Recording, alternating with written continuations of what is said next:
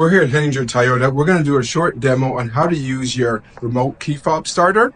And I've got my colleague here, AJ, and we've got a customer that's coming here, and she's wanting some help on how to work this. And we're here to do this demo for you.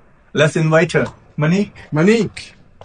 Hi. How are you doing today? I'm good. How are you? Pretty good, thank you. So, I have this key right here. Yeah. Can you please teach me how to use it? Absolutely. It's actually pretty simple. On the key fob, there's a lock button. Okay? You have to press the lock button twice, and on the third time when you press it, just hold it there. Don't release it. Okay? So we'll just do a demo on how exactly to do it. So 1, 2, and hold for the third time.